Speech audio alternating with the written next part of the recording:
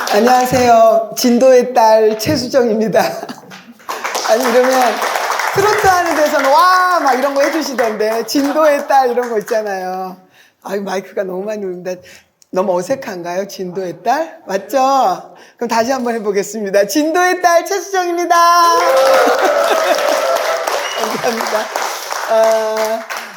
오늘 제가 사실은 판소리를 하라고 하면은 더 마음이 편한데 우리 오판조 문화원장님께서 나의 삶, 나의 국악, 또 고향은 사람은 낳고 사람은 고향을 빈댄다라고 한 이 어마무시한 무게를 저한테 턱 얹어주셨는데요. 저는 이 무게를 덜기 위해서 제가 우리 스승님의 스승님이신 박록주 선생님이 시를 쓰시고 우리 스승님이신 박송희 선생님께서 곡을 붙인 인생백년이라는 단가가 있습니다. 그 소리를 하고 이야기를 하는 것이 좋을 것 같은데 어떠세요? 네, 감사합니다.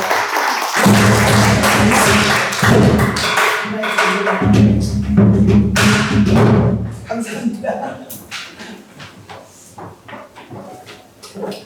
인생백년 운과 관계 사람이 백년을 산다고 해요.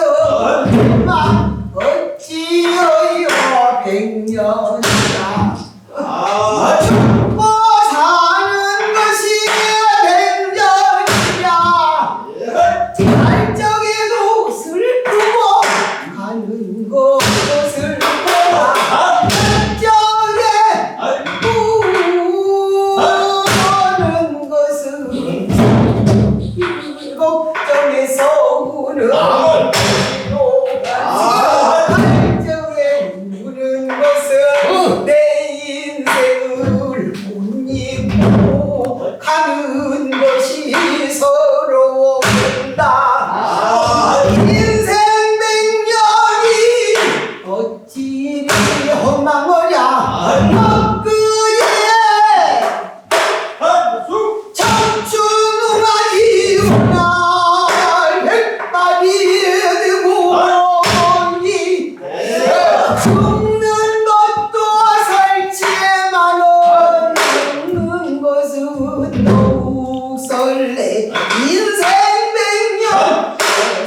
많지만은 가는 길에는 벗이네.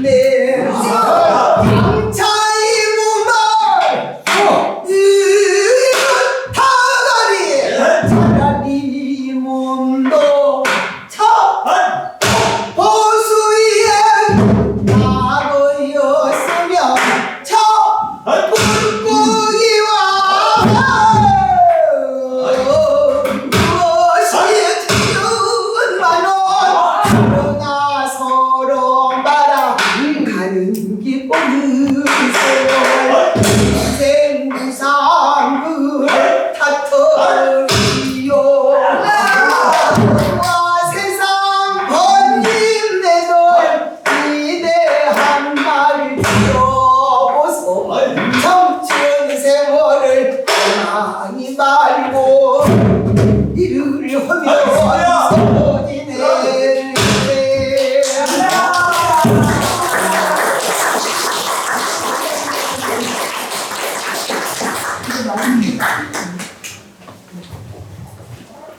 제가 서울에서 제일 자랑할 때 다른 거는 좀 주눅 드는데요.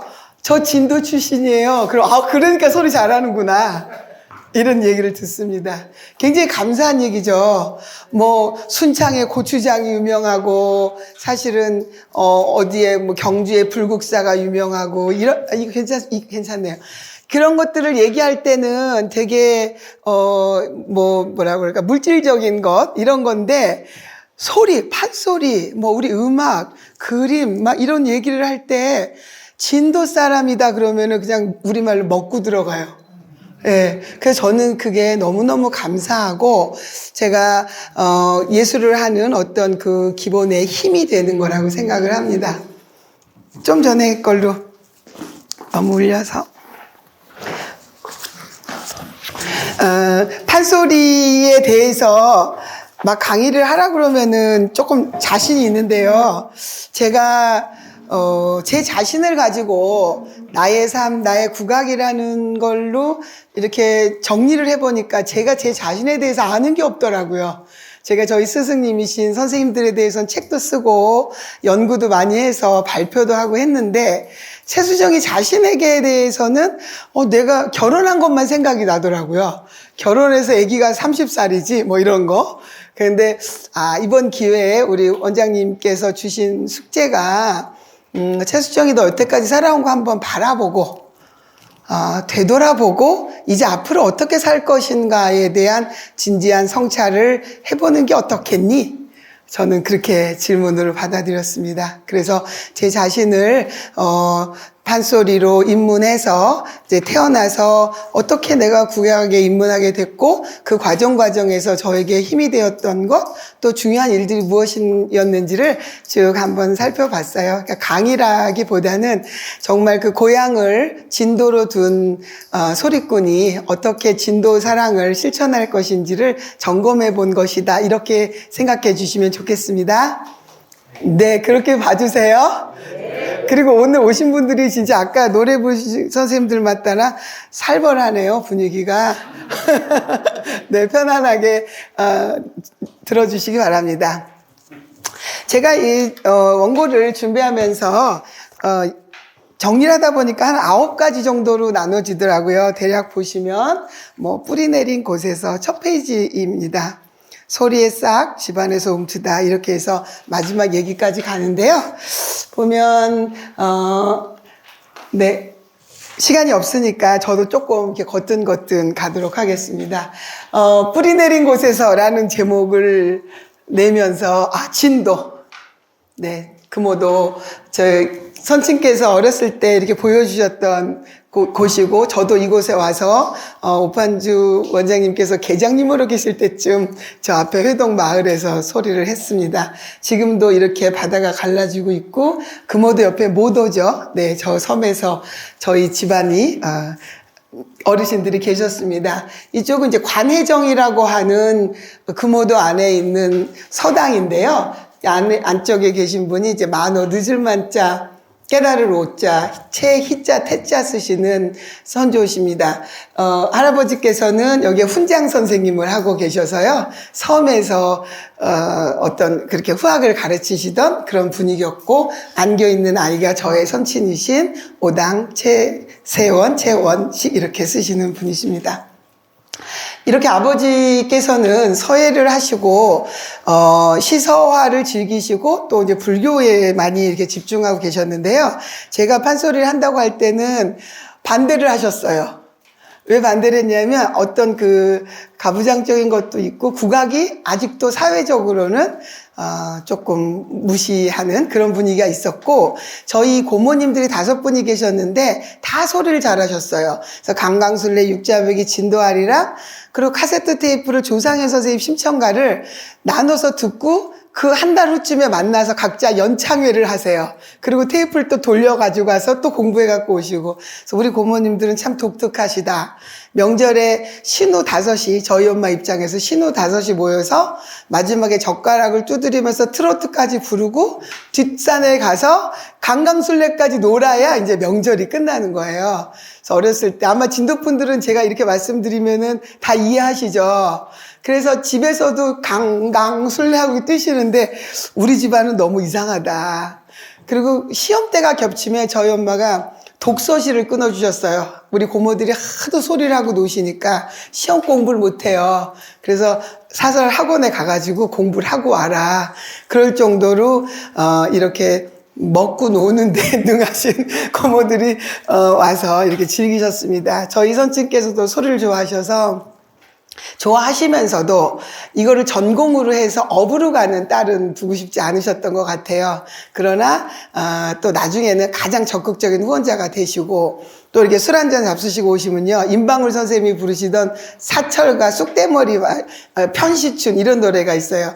아서라 세상사 쓸 곳 없다 군불균 통원돌이 편시춘 장가 소부야 웃들마소 그럼 제가 뭐가 뭔지를 어떻게 알겠어요? 어렸을 때, 초등학교 때 아버지의 그 술 드시면 나오는 그냥 그런 노래인가 보다 했더니 그게 대명창 임방울의 소리였던 거죠. 그렇게 저도 모르게 가랑비에 옷 젖듯이 판소리의 세계로, 국악의 세계로 들어왔던 것 같습니다. 작년에 와가지고 이렇게 저 한번 찍어봤어요. 아버지가 남기신 사진이 있어서 저예요. 저 배를 보면 정말 옛날인 게 보이시죠? 저 무슨 배라 그래요? 이렇게 그냥 똑딱배 이런가요? 네. 저 지금 제가 봤을 때는 배가 없었습니다. 그렇게 저의 집안은 먹고 놀고 하는 거에 또 능하지만 아버지께서는 그 문적인 그런 학업을 공부를 되게 강조해 주셨었습니다. 네. 잠깐 그래도 저희 어머니 이렇게 조금 아버지만 얘기한 것 같아서 동그랗게 생기신 저희 어머니 저와 많이 닮았죠? 네.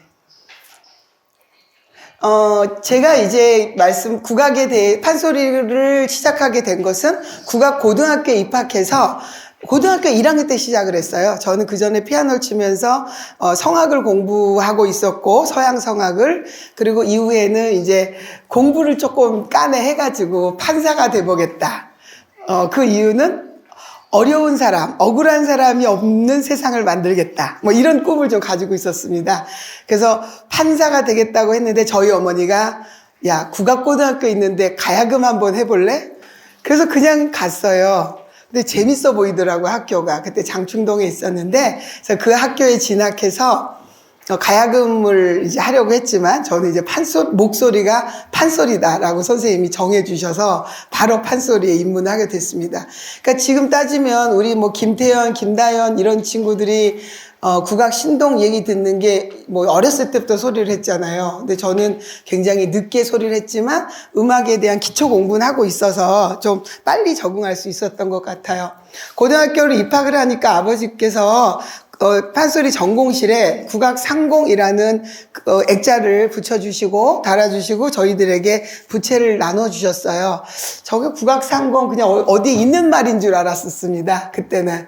그랬더니 국악을 숭고히 드높여라라고 하는 엄청난 뜻을 담고 있었고 그것이 지금 이제 35년 뭐 이쯤 되는 저에게는 다시 다가와서 높이 드높여야겠다. 그 고귀한 우리 음악의 가치를 알려야겠다라는 사명감으로 다가오고 있습니다. 이후에 국악상공 후에는 청풍명을 본무가라는 글씨를 전서, 예서, 초서 이렇게 다양하게 부채를 써서 주셨는데요. 저는 이 청풍명을 본무가가 뭐 아버지가 쓰시는 어떤 무의자연 뭐 어떤 이런 것도 있겠지만 소리 자체가 어디에 거리낌 없이 자유롭게 자연의 어떤 값을 따지는 그런 것이 아닌 것처럼 순수한 가치를 지닌다와 또 하나는 제가 부르는 소리가 어디에 귀천에 뭐 신분 고하에 이렇게 얽매이지 않고 정말 자유롭게 뭐라 그럴까요? 자연의 순수함처럼 소리에도 그런 가치를 두고 누구에게나 다가가는 그런 편안한 소리를 다가가는 소리를 하라고 하신 게 아닌가 그렇게 또 마음속에 담아봅니다. 선생님께서 계셨으면 제가 아빠 이거 뭔 말이야? 이렇게 물어봤을 텐데 안 계시니 이렇게 해석해도 될까요? 그럼 여기서 컨펌 이렇게 땅땅땅 도장을 찍어주시면 그렇게 하겠습니다. 네, 진도에서 허락받은 걸로요. 청풍명을 본무가. 네. 이렇게 국악을 시작을 했고 국악고등학교에 들어와서 저는 스승님 박송희 선생님을 만났는데요. 이게 아니 동편제, 서편제의 소리를 아시겠지만 저는 이제 여기에 우리 박송희 선생님이 계시고 제가 이쯤 갑니다. 송옥록 명창은 동편제의 거장이고 동편제 소리의 어떤 시조격인데요. 그분이 동생 송광록, 아들 송우령, 또 아들 송만가, 그다음에 제자 김정문, 그다음에 구미에 사시던 박록주 명창, 박록주 명창의 후예인 박송희 명창. 그리고 이제 그 뒤에 제가 달라붙고 싶은데요. 될지 안 될지는 모르겠습니다. 이렇게 학교에서는 선생님을 이렇게 지정해 줬는데 제가 고등학교 2학년 때 박송희 선생님을 만날 수 있었고, 그때부터 계속 2년 동안 선생님 90세에 작고 하셨는데, 그 기간 동안 공부를 했고, 여기서 흥보가, 수경낭자가, 적벽가, 춘향가를 배웠습니다. 그리고 이제 대학을 가서는 성우양 선생님, 오정숙 선생님께 춘향가, 심청가를 두루 공부할 수 있었습니다. 이런 이제 어르신들의 계보를 이어서 제가 음악적인 특징으로 앞에 페이지 음악적인 특징으로 많이 제 소리를 평가한다면 어쨌든 동편제 계열의 소리를 하다 보니까 아시겠지만 동편제, 서편제 이런 그 판소리의 유파가 있잖아요. 서편제는 영화도 보셨죠. 그러니까 동편제는 대마디 대장단이라고 그래서 소리의 그 맺고 끄짐이 분명하고, 서편제는 장식음이 많아서 더 부드럽고 우아한 표현을 하거든요. 근데 저 같은 경우는 어느 정도 동편제 계열의 서편제 소리도 배웠지만 동편제 계열의 소리를 주로 하고 있습니다. 그래서 예를 들면 두 손 앞장 무릎을 꿇고 비나이다 비나이다, 흥보가의 그런 사설이 있잖아요. 그럼 이제 동편제적으로 하면은 두 손 앞장 무릎을 꿇고 비나니다 비나니다 하나님 쩌드비나니다,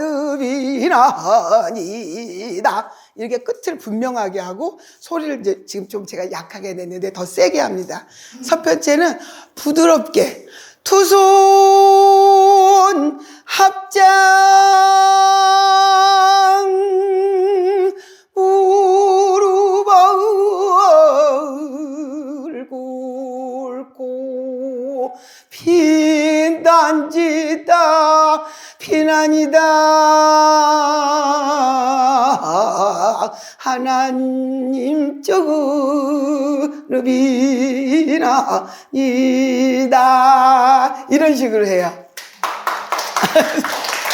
그러니까 동편제 소리의 법제와 박유전제 서편제 소리는 동편제가 갖는 어떤 굵은 선, 서편제의 섬세한 섬들이 합쳐져서 이제 나중에는 조상현 명창이라든지 성우양, 성창순 명창이 부르는 이제 강산제라고 하는 동서편의 장점을 아우른 소리들이 지금 굉장히 많이 불려지고 있고 유명해졌죠. 저는 이제 채술정이는 뭔가 힘이 있고 강한데 거기에 뭐라 그럴까, 맺고 끄짐을 분명히 하고 이런 가사 전달을 분명히 하는 그런 소리꾼이 되고자 하는 미의식을 갖고 있습니다. 네. 박송희 선생님께 제가 소리를 배우면서 가장 감사한 점은 그냥 생활인이시고 어머니셨어요. 저의 스승님은 나 예술가인데 문화재인데 이런 게 아니시고 자녀 넷을, 이남 이녀를 키우셨는데 그 자식들을 다 혼자서, 좀 남편이 생활력이 없으셨어가지고 선생님이 다 키우시는데, 이제 기저귀를 이렇게 빨았잖아요. 그럼 내일 공연을 가야 되면은 말리질 못해서 너무 가난해서 허리에 말고 주무셨대요. 허리에 말고 당신 체온으로 기저귀를 말려서 아기한테 채워주고 나가시는 거죠. 그리고 정말 평생을 자식들을 위해서 희생하시는데, 또 소리를 배우기 위한 그 열정이 너무너무 대단하셔서 여성국국 선화공주라든지 또 그런 여성국국에서는 주연이 돼서 활동을 하셨는데, 선생님께서는 원래 박초월 선생님한테도 배우고 김소희 선생님한테도 배우셨습니다. 근데 후에 박록준 선생님한테 가서 이제 스승 사제지간의 연을 더 깊게 맺게 되는데, 거기에 이유가 선생님 너무 가난하니까 사실 수업료가 없었어요. 그래서 김소희 선생님이나 다른 선생님들은 제자들이 많고, 그래도 박록준 선생님은 그 당시에 연로하셔서 제자분들이 많지는 않았답니다. 근데 가셔서 소리를 배우고 싶습니다, 선생님. 이렇게 갔더니, 그런데 제가 돈이 없습니다, 그러셨대요. 소리 배우러 가서도 이렇게 찬물 드시고 공부하셨대요. 그랬더니 박록주 선생님께서 소리 공부하는데 돈이 뭐가 필요가 있노? 소리만 잘하면 되지.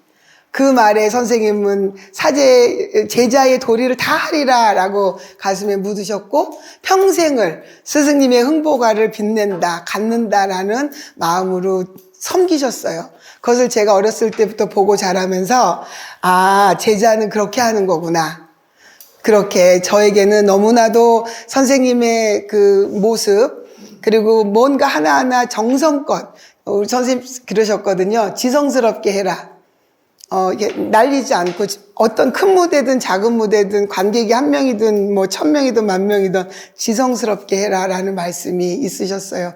그런 생활인의 모습, 예술가는 우리가 어디 저 특별히 스타 그러잖아요. 별나라에 있고 대단히 다른 존재라고 생각하지만 선생님의 모습 속에서 나의 어머니, 자식을 사랑하고 제자를 사랑하고 저도 형편이 어려웠는데 선생님이 직접 저를 가르치러 저희 집으로 오시기도 하고 그렇게 저에게 부담을 주시지 않으셨어요. 그래서 제가 선생님을 마음속으로 모시게 됐고 그 정이 지금까지도 변함이 좀 없다고 자부를 합니다. 예술을 하려면 쥐가 소금 먹듯이 해라라고 말씀하셨는데요. 이런 거였어요. 한꺼번에 안 된다. 그러니까 어떤 좋은 걸 얻으려면 습관을 들여서 공을 들이고 10년, 20년 가야 되잖아요. 소리를 당장 잘하고 싶다고 해서 많이 해서 되는 게 아니라 공력을 쌓아가는데 쥐가 소금을 먹어갖고 한가마니를 먹는데요. 곡간에게 헛간에 있으면 한가마니를 쥐가 소금 먹듯이 먹는다. 그러니까 정말 막 과하게 이게 아니라 평생을 소리 공부를 통해서 연습을 통해서 완성된다. 그러니까 득음의 경지에 이를 수 있다. 이런 말씀으로 저는 해석이 됩니다. 잠깐 보시면 제가 넘기라 말. 92년도에 구례 지장암에 가서 상 공부를 했는데요. 저도 좀 어려 보이고 괜찮죠. 지금은 너무 좀 그렇죠? 네. 저렇게 선생님께서 저는 이제 레슨 시간이라고 요즘 그렇게 하는데 수업 시간이 하루 종일이었어요.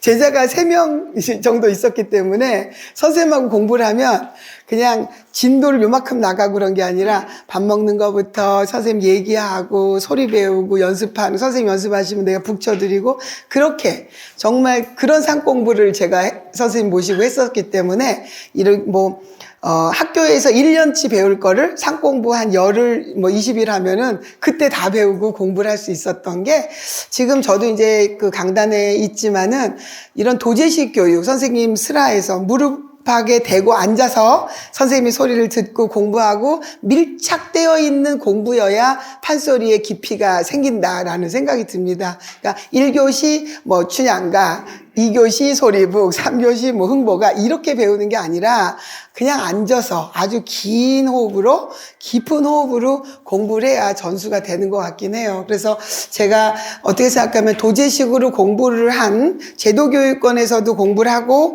도제식으로도 공부한 세대로서 지금 어떤 게 더 좋냐 그러면 제도권 안에 들어가서 판소리 교육이 된다라는 거는 동감을 하지만 기본적으로 여름방학, 겨울방학 이럴 때는 학생들이 다른 걸 다 접고 소리 한 가지에 매진해서 스승님의 무릎을 맞대고 무릎 앞에서 공부를 해야 된다. 그리고 이런 얘기가 있습니다. 소리꾼은 선생님의 침을 많이 먹어야 된대요. 어떤 건지 아시겠어요? 딱 턱 밑에 붙어가지고 선생님이 소리하면 침이 튀잖아요. 그 침을 얼마큼 많이 먹었느냐, 그거에 따라서 명창이 되느냐 안 되느냐 이런 얘기를 합니다. 그래서 20년을 소리를 배우고 10년을 독공을 하고 10년을 가르치고 가르치면서 활동하는 게 소리꾼의 한 인생의 이런 사이클이라고 얘기하는데 20년 동안 선생님의 이제 침을 먹는 거죠. 그러면 어떤 유전자적 결합은 없다 하더라도 선생님과 내가 하나가 돼서 정말 그 한 호흡으로 한 몸으로 공부를 하는 혼연일체가 되는 그런 게 아닌가 생각합니다. 제가 그 흥보가 완창을 하고 나서 선생님께 이렇게 뜨거운 포옹을 받았던 그때가 생각이 납니다. 네. 그냥 이게 오늘 자랑 삼아 좀 가져왔어요. 요거는 지금 그 강원도 횡성인데요. 여기가 비가 와갖고 이제 바위가 없어졌는데 이때도 이제 제가 결혼하고 나서 선생님 따라서 상공부를 다녔는데 선생님께서는 정말 저런 모습이 제자들과 사진을 찍기 위해서 연출은 했지만 평상시에 저런 모습이세요. 어떤 느낌이세요? 그냥 뭔가 편안하고 이렇게 나들이 나온 것 같고 이렇게 막 우리가 판소리 그러면은 인상을 쓰고 폭포수 밑에서 막 이런 모습이잖아요. 그게 아니라 저희 선생님은 정말 그렇지가 않으셨어요. 내면에서는 강하고 힘찬 어떤 에너지가 끌어오르시지만 그것을 다 정제시키고 가장 고결하고 아름다운 밝은 모습, 온화한 미소로 저희들을 지도해 주셨기 때문에 저는 이 사진을 보면 저와 더불어 우리 제자들이 얼마나 행복했었나 그런 추억에 빠져듭니다. 네. 요것도 좀 이쁘죠? 그리고 이거는 제가 예뻐요? 별로예요? 그럼 다음부터 뺄게요. 마음에 안 들어 하시는 것 같은데, 네, 제가 2009년도에 KBS 국악대상을 받으니까 선생님이 오셔서, 아야, 나도, 예전에 선생님 받으셨는데, 김소희 선생님이 그러셨대요. 박송이는 누구한테 백도 쓰지도 않고, 백도 없고, 돈도 없고, 그러는데, KBS 국악대상을 주는 걸 보니 아직 KBS가 살아있구나 그러셨대요. 그러면서 너무 축하를 해주셨는데 제가 2009년도에 KBS 국악대상을 받으니까 저에게 우리 선생님이 그렇게 말씀해 주셨어요. 아야, 만정 선생님이 나한테 그러셨는데 너도 빼먹고 돈 없는데 KBS 국악대상도 받는다이. 그래서 내가 그런 게 생각이 납니다. 그리고 네.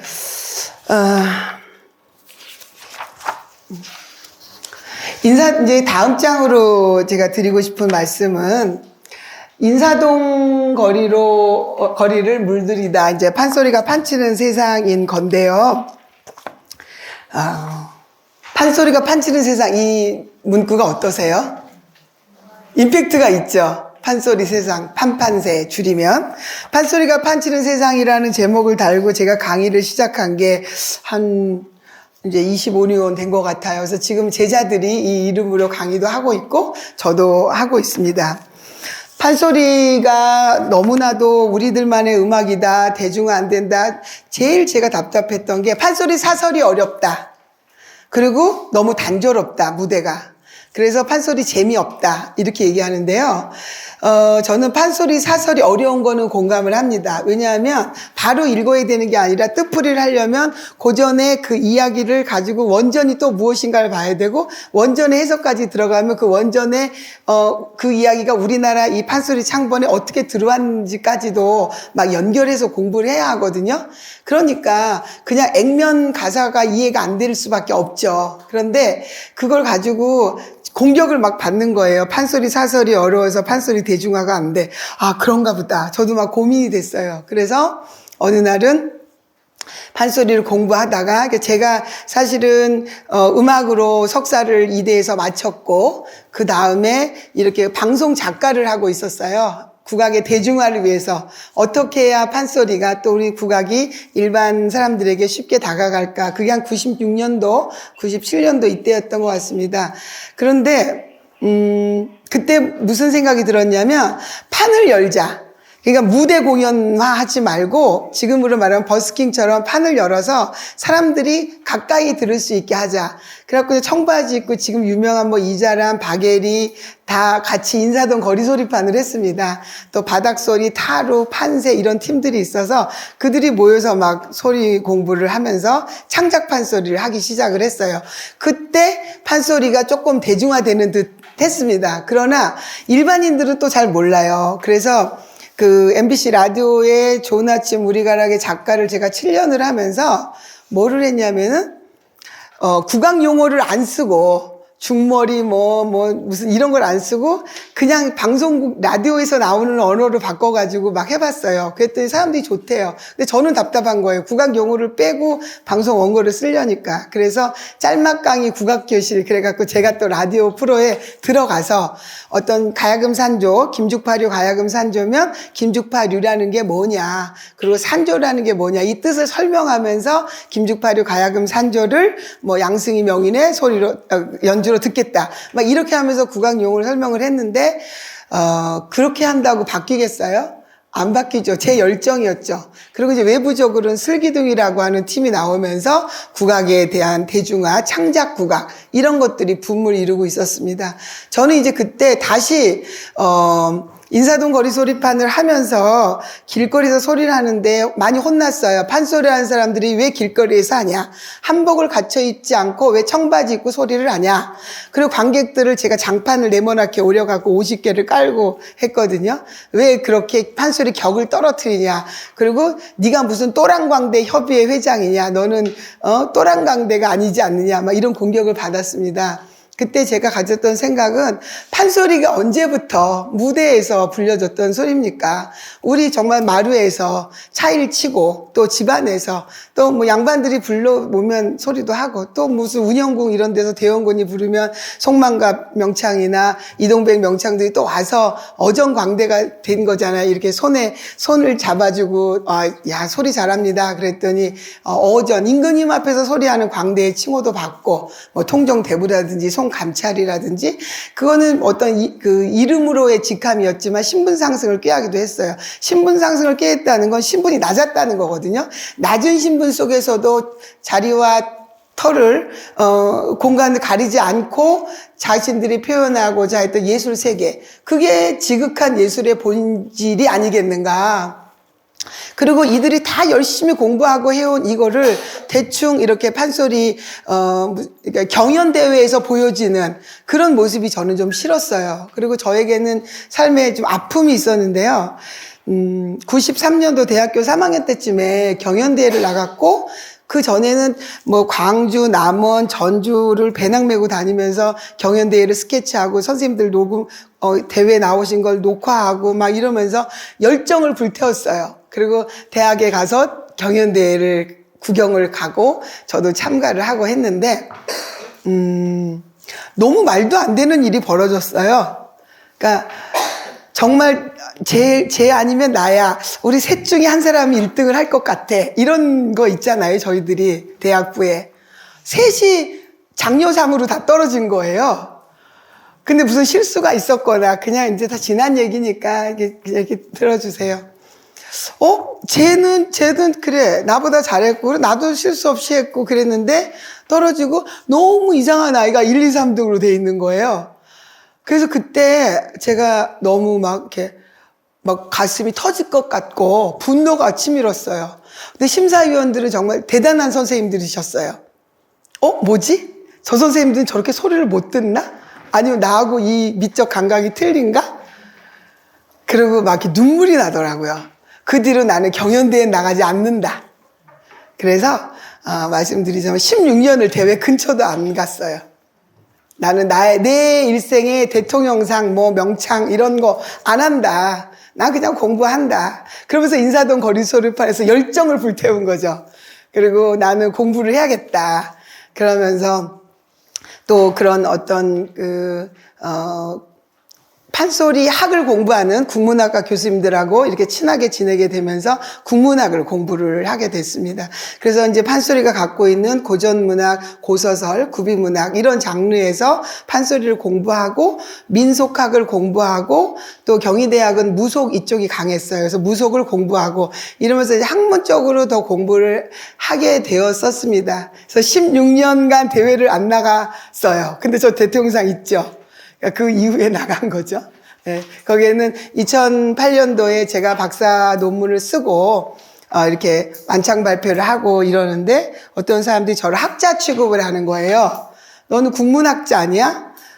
왜요? 너 대통령상도 없잖아. 이제 이런 식으로 평가를 해서 갈등이 좀 됐어요. 그랬더니 어떤 선생님께서 대통령상은 자격증과 같아. 운전을 아무리 잘해도 운전면허증 없으면 무면허 운전이잖아. 네가 소리를 정말 잘하고 대접받으려면 이제는 그런 가치가 아니라 네가 실현하고자 하는 세상을 향해서 도전을 해야 된다. 그래서 한 3년, 4년 고민하다가 대회를 나가서 대통령상을 받았습니다. 아니,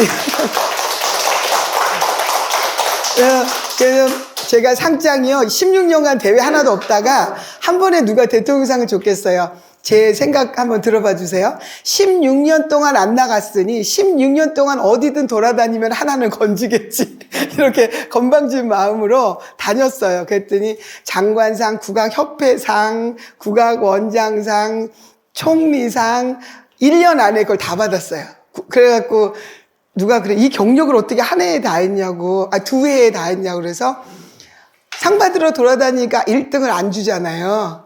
그래서 뭐 그렇게 됐습니다. 그래서 저에게는 대통령상이 무슨 명창이 되기 위한 최수정이의 격을 높이는 상품화되는 과정이 아니라 제가 공부한, 제가 갖고 있는 이런 것들을 같이 어깨를 견주고 나가기 위해서는 필요한 자격증이라고 생각을 했고, 다행히 지금은 그때 그렇게 맘먹길 참 잘했다. 그리고 그것을 얻기 위해서 또 다른 공부를 하기도 했기 때문에 후회는 없습니다. 그래서 지금 현장에서 대학생들에게 또 제자들에게는 대회 많이 나가라. 다만 다른 생각하지 마라.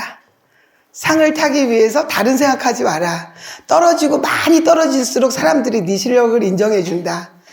그래서 어떤 불합리한 젊은이로서 인정이 되지 않는 상황에 놓이더라도 분노하지 않으면 된다라고 가르칩니다. 그래서 경연대회를 통해서 성장하는 순기능도 많기 때문에 그렇게 하고 있어요. 그렇게 하는 게 맞을까요? 네, 그럼 계속 그렇게 하겠습니다.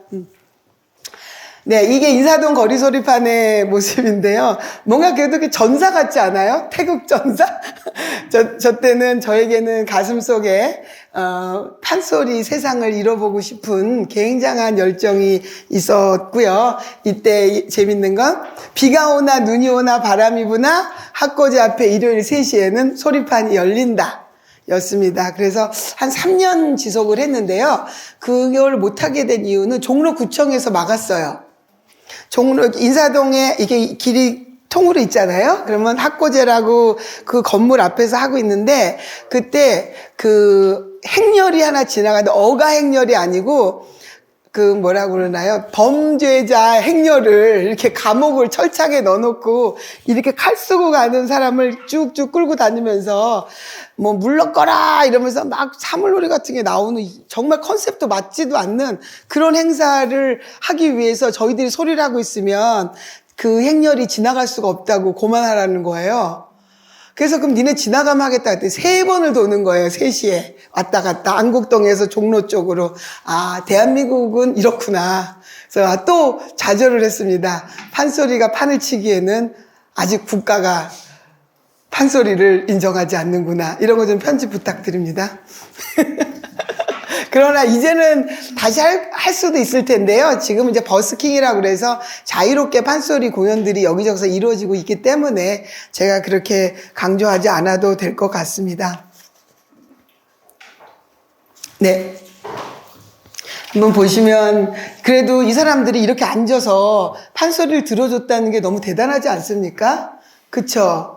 그 추임새하고 또 북을 갖고 오시는 분들도 계세요. 북 치고 싶으셔서. 종로에는 소리 북방이 좀 있었거든요. 어르신들이 욕하면서도 북을 들고 나오세요. 한번 치고 싶어서. 그래서 저는 사실 이때 적벽가 연습을 여기서 했던 것 같아요. 봐라 군사들아, 너는 내 소름 들어라, 너는 내 소름을 들어봐라. 호통지는 소리니까 슬퍼도 뭔가 당당하게 막 뻗어나가고 이때 생각이 납니다. 제가 그래도 지금 학교에 와서 드는 생각은 젊은이들과 소통하면서 좀 당당하게 얘기하는 게 이런 거예요. 나 인사동 거리소리판 회장 했잖아. 대통령상 받은 게 자랑스러운 게 아니고요. 야, 나도 말이야, 이 패기가 있었고 이 판소리를 알리려고 이 정도 해봤단다. 너희들도 뭔가 더 해야 되지 않겠어? 라고 하는 이렇게, 네? 네, 어떤 그 계기가 되고, 저에게는 동기부여가 되고, 제가, 그때 그래도 두려워하지 않고 판을 박차고 나갔던 것이 되게 제 스스로 조금 이렇게 토닥토닥 해주는 부분입니다. 네, 판소리는 말에서 시작이 됐고, 제가 이제 국문학 쪽의 얘기를 잠깐 몇 가지 좀 드리고 싶어서요. 지금은 이제 고려대학의 컨텐츠학과 이런 거 있어서 박사과정을 그쪽으로 진학을 많이 하고 있습니다. 근데 이제 저희 음악을 전공하는 사람들은, 음악대학 안에 학사, 석사, 박사 학위를 이제 받게 되는데요. 판소리가 어떤 특징을 갖고 있냐면, 판소리는 사설, 문학이 있잖아요. 그 그리고 소리하는 음악이 있고 이것이 둘이 합쳐져서 북을 앞에 놓고 춤도 추고 뭐 발림해 가면서 장면을 연행하는 음악과 문학과 연행이 합쳐진 종합예술이란 말이죠. 그러면 그 문학적인 측면을 음악하는 사람들은 충분히 이해하기 어렵고 국문학과의 그 고전 소설을 공부하는 문학도들은 음악적인 걸 몰라요. 그래서 창본을 그냥 읽어요. 춘향이가 기가 막혀 그때요 도련님이 뭐 아이고 여보 도련님 이렇게 책을 읽고 그 문맥을 따라가기에 바쁘다면 우리 음악하는 사람들은 물론 내용을 이해하긴 하지만 어떤 사설의 의미보다는 뭐 높은 음을 뭐 식임새를 3번 꺾었냐 식임새란 용어는 장식음입니다. 뭐 마두가 허거든 오실라요 오두백 허거든 오실라요 이런 그 장식의 굉장히 딴 데는 이름 얼씨구도 나오고 하는데 진도는 예, 그러면 제가 가끔가다 소리를 더 이어가기도 하고 그러는데 진도는 좀 빡빡하네요. 긴장도가 아주 높습니다. 좋아요. 뭐 이 정도 소리에 뭐 눈이나 끔쩍하시겠어요. 공부 더 열심히 해서 오겠습니다. 네, 이렇게 네. 처음부터 아니 죄송합니다. 이렇게 음악하는 애들은 문학을 모르고 문학하는 애들은 음악을 모르니까 저도 마찬가지였죠. 그래서 경희대 국문학을 가게 된 이유가 국문학과 교수님들이 우리 스승님께 와서 소리를 배우시는 거예요. 서울대 김대행 선생님, 숙대 정병원 교수님, 김종철 교수님, 우리 박정경 원장님 다 아는 이름이죠. 정말 김대행 이런 분들은 판소리계에서 정말 최고의 연구 석학이신데 그분들이 우선한테 오셔서 점심 사들여가면서 망고강산 유라말제 나물 먹고 물 마시고 그러고 계세요. 북 치면서 대한민국의 최고의 이 어른들이 교수님들이 우선한테 와서 저걸 배우고 계신다고 사랑 그래서 이제 밀착 취재를 했죠. 교수님들은 제 역할은 토요일마다 10분이 오시는데 믹스 커피를 타는 거였어요. 믹스 커피를 타서 선생님들 앞에 다 놔드리고 저는 북을 앞에 놓고 있고 선생님 수업하시다가 선생님이 약간 힘들어 하시면 제가 북을 치면서 한 번 더 해보시죠 하는 거예요. 뭐 소리를 가르쳐 드리거나 이게 아니라 진정한 조교의 역할을 했습니다. 그러면 커피 드시고 그 다음에 선생님들이 끝나면 식사를 하러 가세요. 식사를 하러 인사동으로 선생님이 이제 북촌에 연구실이 있었는데 딱 점심을 인사동에서 드시고 나면 저희 선생님은 이제 귀가를 하세요. 그 다음 시간이 이제 저희 하이라이트인 거죠. 선생님 왜 판소리 배우세요? 교수님 뭐가 좋으세요? 그랬더니 판소리를 연구하는 사람이 소리 한마디 몰라서 너무 힘드셨대요. 수치스럽고. 그래서 이거를 공부해야겠다 그랬는데 인연이 안 맞았대요. 다른 선생님들하고는. 그런데 우리 선생님하고 그 윤선도 어부사시사 거기에 배로 여행이 있었는데 우리 선생님이 배 위에서 어부사시사를 부르는 이렇게 선창을 하는 그런 기회가 있었고 그때 관객으로 배에 같이 타신 분들이 교수님들이셨던 거예요. 근데 우리 선생님이 인품과 실력과 이 따뜻함 모든 거에 반해버리신 거예요. 이 교수님들이. 그래서 그날부터 공부를 해야겠다. 매주 토요일 한 10년을 오셨어요. 10년을. 그러니 또 제가 노는 걸 좋아하니까 선생님들도 노는 걸 좋아하시더라고요. 그래서 인사동에서 호프집이 문을 닫을 때까지 정말 마시면서 선생님들이 공부했던 거를 저한테 막 가르쳐 주셨어요. 이동백 명창은 이렇고 송만갑은 그렇고 판소리 무슨 책을 읽어보고 막 이렇게 그래서 도서관에 가서 책을 찾으니까 그 선생님들이 쓴 책이 저에게는 너무너무 필요한 이론적 자산이었던 거죠. 그래서 그 공부를 하게 됐고 제가 가만히 있더니 또 자청한 게 아니에요. 어떤 교수님이 그러면 우리가 이렇게 공부한 것처럼 수정이도 공부를 더 해봐 그러셨어요. 그래서 숙대 교수님, 정병원 교수님 말씀하시고 저를 경희대 교수님이 데려가신 거예요. 정말 재밌는 건 시험을 보는데 고전문학, 현대문학, 국어학이라는 거 3가지를 보더라고요. 현대문학은 대충 이렇게 해봤어요. 고전문학은 판소리 쪽이니까 시험을 봤는데 국어학이라는 게 있는데 국어학은 공식이에요. 그냥 수학 공식처럼 어떤 언어의 그 메커니즘을 이해하는 거 몰라서 답안지에다가 합격시켜 주시면 열심히 공부하겠습니다. 이렇게 그냥 썼어요. 근데 나머지는 그래도 답안지가 찼는데 그러고 나서 바로 면접인 거예요. 그 학교는. 그 교수님들이 현대문학 3분, 고전문학 3분, 국어학 3분이 계시면서 한 명씩 들어와서 그 답안지를 돌려보시면서 뽑는 거예요. 근데 어떤 분이 저는 모르는데 여긴요 국악과가 아니고 국문학과입니다 이러시는 거예요. 지원자 최수정 씨 아마 제가 보기엔 그 마지막 합격시켜 주시면 열심히 하겠습니다 그 답안 때문에 그렇게 된 것 같은데요. 네, 알고 있습니다. 저는 판소리를 실기를 했지만, 이제 석사로 이대에서 했는데, 문학적으로 좀 깊이 있게 공부를 하고 싶어서 왔습니다. 그랬더니, 정말 이렇게 그런 뜻이 있느냐, 그리고 또 어떤 공부를 했냐 물어서 인터뷰를 좀 하고 떨어질 줄 알았어요. 근데 선생님들께서 공부할 기회를 주시더라고요. 그래서 저는 석사 논문 없이 이제 졸업하려고 그랬는데, 그도 또한 선생님께서, 김진영 교수님께서 저에게 이거 자격증과 같은 거야. 졸업장은 논문 써서 졸업해. 무슨, 저 석사 있는데 또 할 필요 없잖아요. 그러니까 어렸을 때는 선생님들 다 그렇죠. 자기만 생각해. 미래를 보는 게 아니고, 그때 저도 20대, 30대 초반이어서, 이거 자격증 있다고 내가 국문학과 강의할 것도 아니고, 이건 뭐가 중요해. 이렇게 생각을 했는데, 그 교수님께서 저를 설득을 해서, 한 학기만 더 고생해갖고 꼭 논문해서 국문학 석사도 받아. 그러시는 거예요. 그래서, 선생님, 저 정말 너무 하기 싫고 못하겠고, 막 이렇게 뒷걸음질을 쳤는데, 하게 됐어요. 그래서 학위를 받고 나니까 이제 사람들이 이런 칭찬을 해주세요. 아까 원장님처럼 제가 막 대단하게 공부를 한 것처럼 그런 건 아니고요. 아무래도 국문학과에서 모르는 음악 부분, 음악에서 모르는 문학과 이 양쪽을 가교 역할을 하는 사람이 되더라고요. 그래서 그게 저희 학교 커리큘럼에도 사설 연구, 성악사설 연구, 판소리 사설 분석 이런 과목들을 집어넣어서 학생들이 공부할 수 있게 하고 국문학과에 제가 경희대, 고대, 건국대 국문과에 수업을 했거든요. 그래서 판소리 연구, 판소리 음악 분석 이런 거를 그 석박사 친구들에게 강의를 하고 했습니다. 그래서 그래 공부를 양쪽을 해놓으니까 쓰임이 있구나. 그리고 서로 반쪽 공부를 하고 있었는데 나를 통해서 완성체를 이룰 수 있구나. 즉 판소리가 음악이 아니라 판소리학이라고 하는 그 판소리라고 하는 것이 연구의 대상이고 다양한 장르에서 분석해 놓은 것을 묶어 놓으면 판소리학이라고 하는 큰 덩어리가 돼서 우리 그 대한민국이 지닌 민족문화 예술의 큰 축을 이루겠다라는 생각을 당당하게 했었던 것을 이 자리를 빌어 강력히 주장하는 가입니다.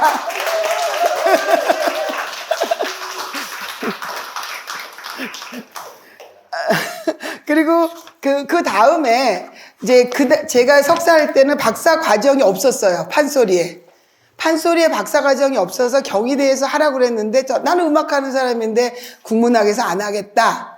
그래서 박사 과정을 만들어서 졸업을 해서 최초의 판소리 박사가 된 거거든요. 그러니까 척박했어요. 그 당시에 국문학, 영문학, 미술 다 박사학위가 있는데 국악은 박사학위가 없었어요.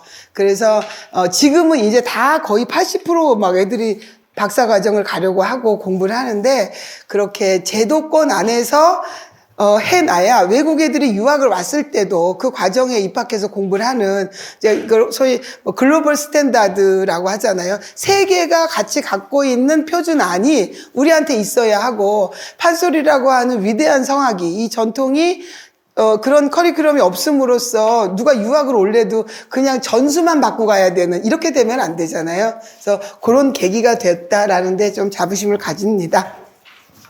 그 다음에 이제는 진도 얘기 좀 해볼게요. 제가 사랑하고 존경하고 예뻐하는 우리 최정래 선생님. 네, 우리 또 모세미 이모님도 와주셔서 우리 같이 제자예요. 우리 선생님 박수 한번 주십시오. 네. 정말 지금까지도 진도에서 우리 선생님을 지키고 계신 어르신입니다. 제가 아까 말씀드린 것처럼 방송 작가를 하고 공부를 하는 동안에 굿을 왜 공부를 할까? 첫 번째 제가 굿을 한다 그러니까 신들렸구나. 이때가 전남대, 맞아. 전남대 강의를 다닐 때였어요. 국악과에. 어제 같이 소리하던 그 제자들이 다 그때 배웠는데, 또 하나는, 판소리를, 이게 대통령상 받기 다 전이거든요. 판소리를 잘 못하니까 굿으로 돌리나 보다. 예. 이렇게 얘기가 나왔어요. 어느 날 진지하게 전남대 국악과 교수님 한 분이 저를 부르세요. 최 선생, 할 얘기가 있는데, 네. 요새 진도에 다닌다며? 네. 뭐, 공부해? 예, 저 씻긴굿을 공부하고 있어요. 근데 사람들이 신 들렸다 그러는데, 신이 들렸어? 그래서 제가요, 이랬어요.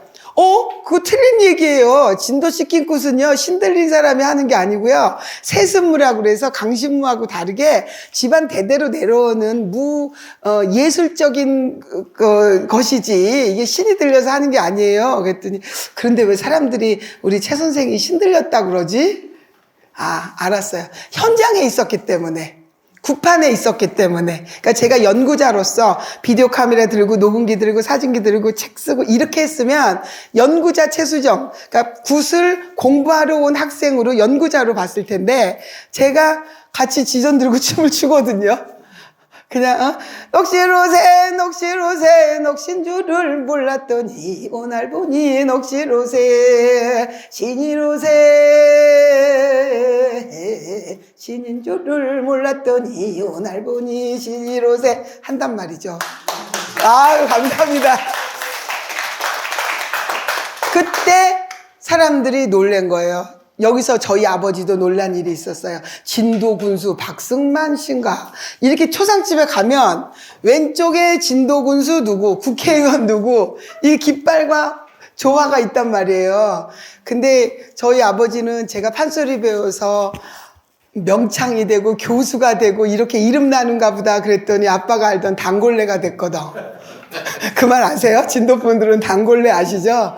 단골레가 아버지 말씀대로 하대하던 단골레가 돼 있는 거예요, 딸이. 진도 다닌다고 왔다 갔다 하더니, 그래갖고 아빠한테 그게 연락이 갔어요. 혹시 원장님이 하신 거 아니에요? 그래갖고 아빠한테 연락이 가가지고, 오당 선생님, 따님이 구다구 다녀요. 어느 날 전 불려갔어요, 아빠한테. 이 가부장적인 아버지의 저희 아빠가요, 어떤 분이냐면 좋은 면만 여기 꺼내놨고요. 이제 아버지 디스를 해야지. 하루 종일 소리만 하길 원하세요. 밥 먹고 자는 건 눈 뜨면 공부하고 눈 감으면 자는 거다. 근데 이수를 받으러 가야 되는데 그 전날에 아버지가 제가 이제 내일 이수 시험을 봐야 되니까 좀 잠을 일찍 잤어요. 근데 아버지가 오셔가지고 내가 연습을 안 하는 걸 보시고 북통을 아랫집에서 던져버리신 거예요. 그래갖고 내가 막 울고 아버지 개팍하셨어요. 나쁜 점 많아요. 이거 괜히 얘기하나? 그러면서 소리꾼이 명창이 되려면 입만 열면 소리를 해야지.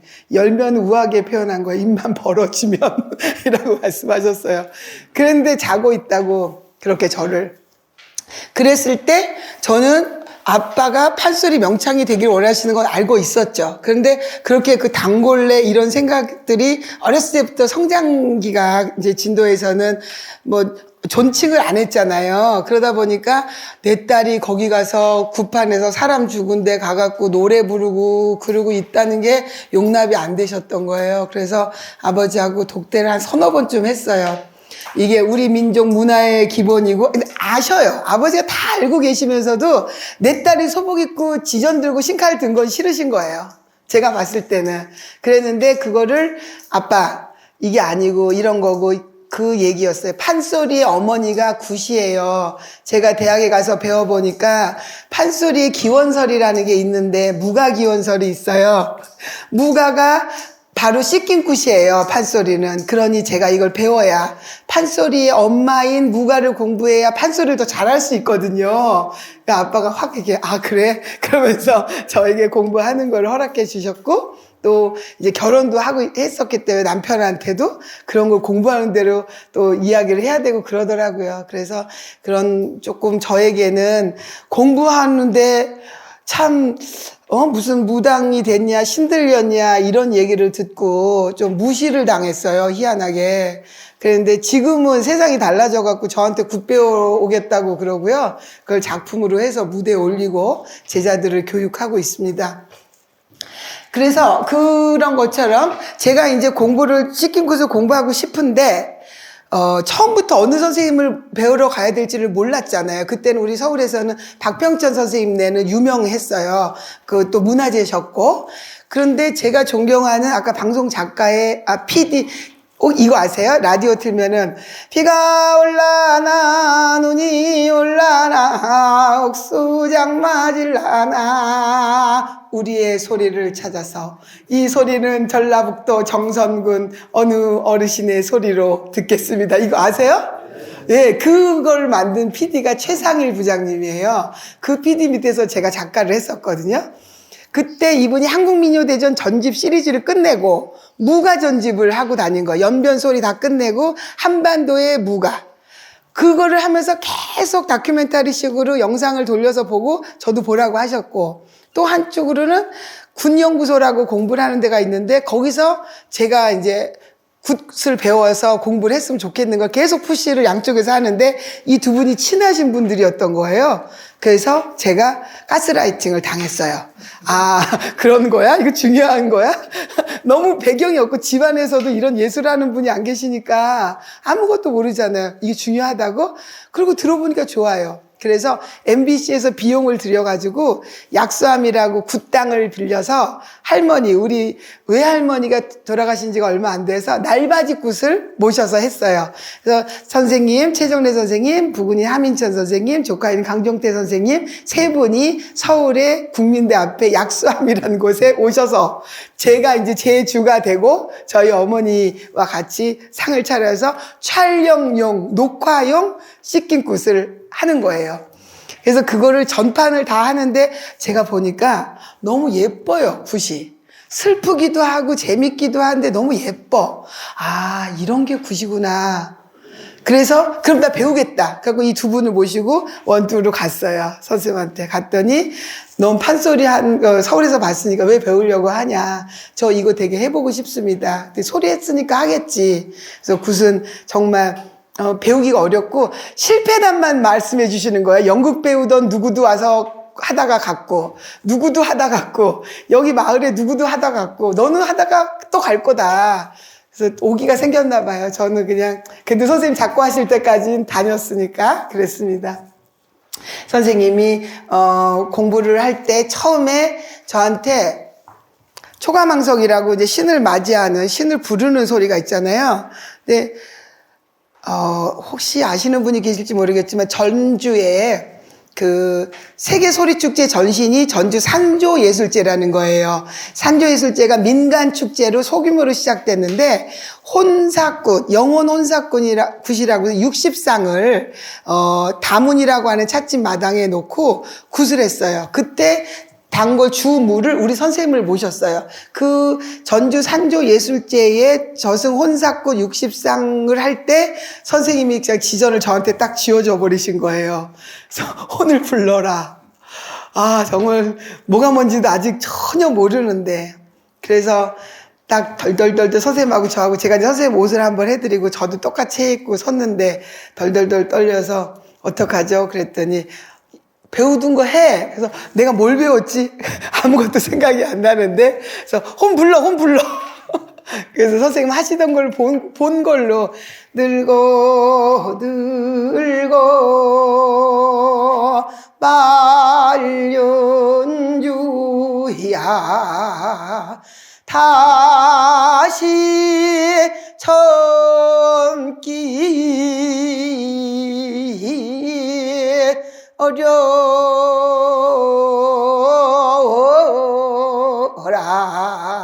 같이 하실까요?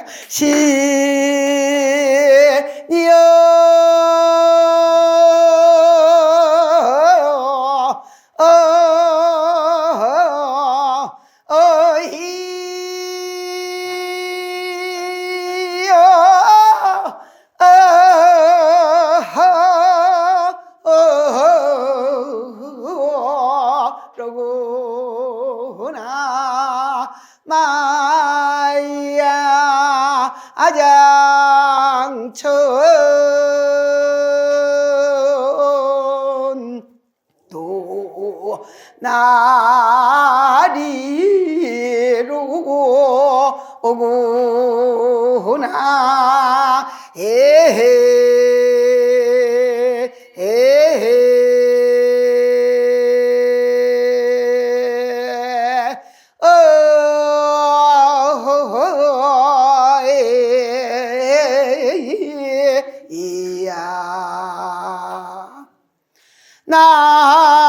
나는 싫어